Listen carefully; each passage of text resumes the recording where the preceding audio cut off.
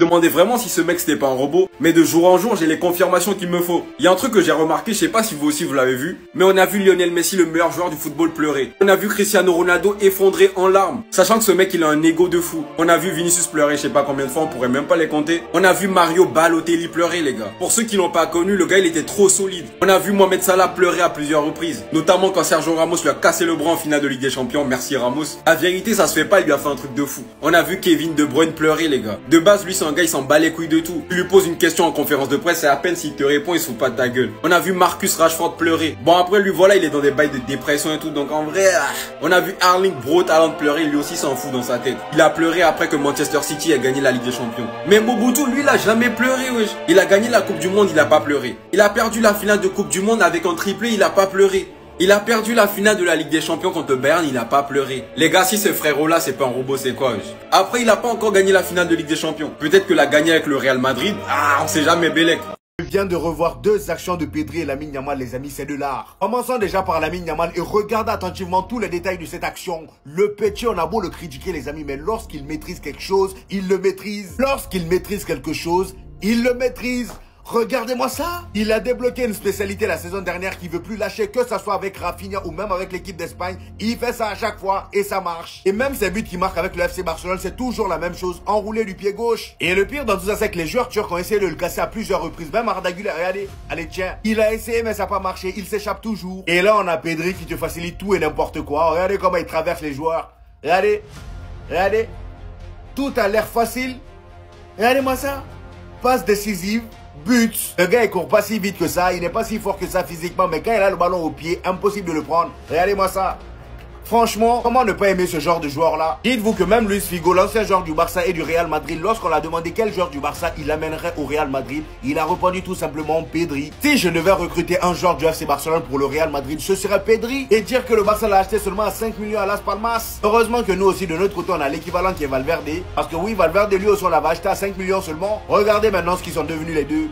Sûrement la seule chose qui nous manquait, mais enfin personne ne pourra plus se cacher à Madrid. Si on arrive à passer ce niveau-là, je pense que la saison elle va être incroyable. On va enfin commencer à jouer de bonnes équipes. On va directement lancer les choses, on va commencer ce week-end contre la Sociedad à l'extérieur et comme vous le savez, c'est une équipe qui aime bien nous faire chier. Ensuite, on va enchaîner avec les Marseillais à domicile au Bernabéu. Ils vont tellement manger goutilleux, j'ai déjà mal pour eux. Avant de continuer la vidéo, logiquement, Xabi Alonso entraîneur du mois parce que les choses ont été faciles et que les concurrents n'ont pas été au niveau. Ce qui va être très intéressant aussi, c'est qu'en Liga, enfin, les arbitres vont commencer à justifier leurs décisions. Mais avant tout, ils vont déjà commencer à justifier les décisions délicates des premières journées de Liga. Ce qui sera intéressant aussi, c'est qu'on va vraiment voir si Vinicius il est de retour. Parce qu'on l'a vu contre de petites équipes, il a de bonnes sensations. Mais moi, j'ai envie de voir contre les bonnes équipes, est-ce qu'il est vraiment de retour? Mastantuono, c'est aussi un gars que j'ai envie de voir contre ces équipes-là. Parce que beaucoup de promesses, beaucoup de hype sur le joueur. Mais franchement, pour un joueur de son registre, j'en attends encore beaucoup de lui. Très bonne nouvelle aujourd'hui, les gars, je suis content. Jude Bellingham de retour à l'entraînement. Il pourrait donc faire son retour fin septembre plutôt qu'en octobre. Et ça, c'est une très bonne nouvelle. Ça veut dire qu'il pourra peut-être jouer Villarreal. Moi, je suis hypé de fou parce que les matchs qui arrivent là, ils vont être trop importants. Et Xabi Alonso, attention, hein, on verra vraiment s'il prend les bonnes décisions.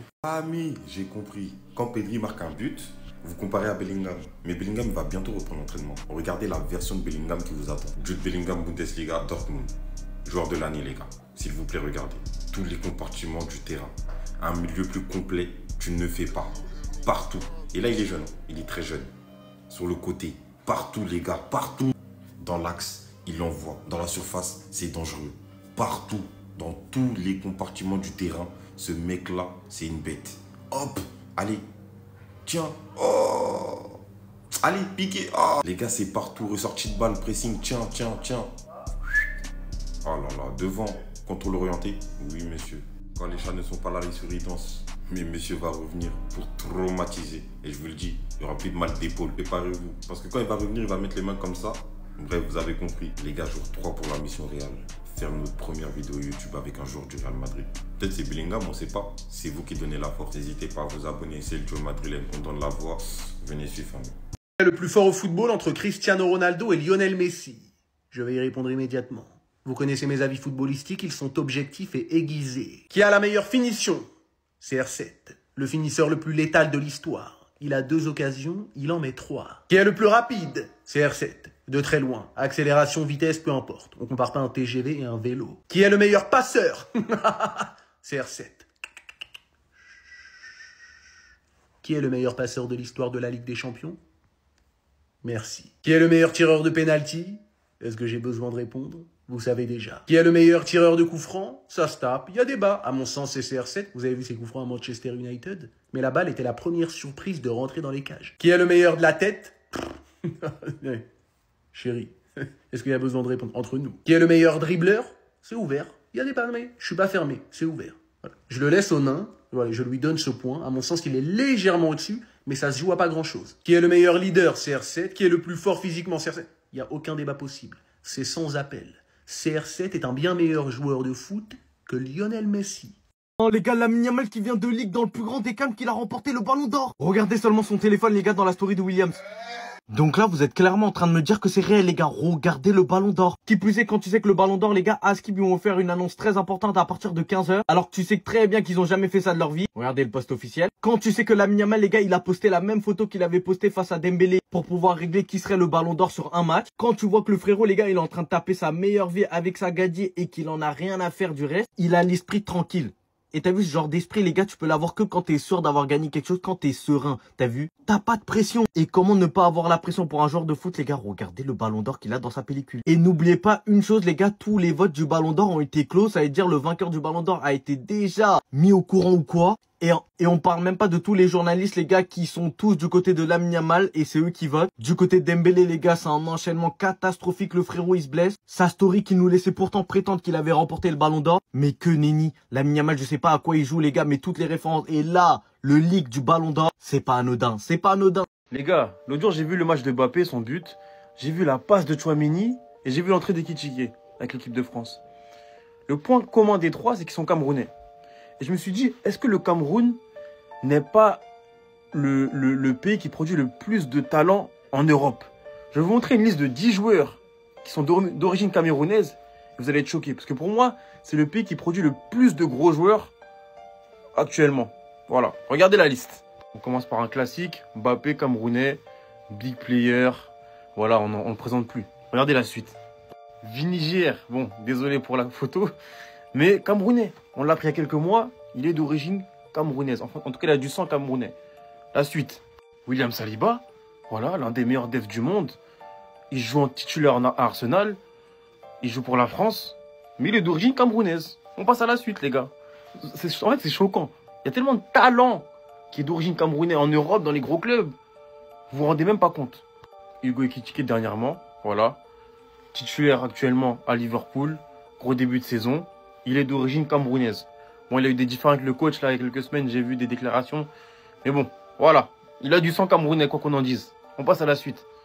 Tchouaméni, titulaire au Real Madrid, d'origine camerounaise, encore une fois. Rien à dire, on passe à la suite, les gars, en fait. Plus les joueurs vont passer, plus vous allez vous dire, en fait, je crois que dans les autres sélections, mais c'est grave, en fait, le nombre de gros joueurs qui sont d'origine camerounaise. Anthony Elanga, voilà, gros transfert à Newcastle.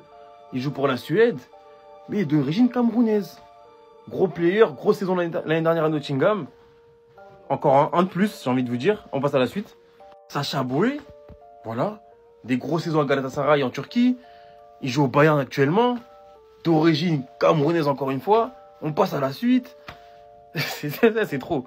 Voilà. Samuel Umtiti, bon actuellement c'est un peu plus compliqué. Désolé pour la photo, hein. J'ai pris les meilleurs. Mais voilà, il a joué au Barça. Tête en demi-finale de Coupe du Monde, champion du monde, d'origine camerounaise, un de plus. Je vous ai dit 10 joueurs, hein, il en manque quelques-uns là encore. Après, je vous laisse. Mais assumez-le que le Cameroun produit le plus de gros joueurs, pour les autres nations en tout cas. En tout cas, il y en a beaucoup d'origine camerounaise. Brel Mbolo, voilà pour finir, Brel Mbolo. Il joue à Monaco, il a signé à Rennes dernièrement.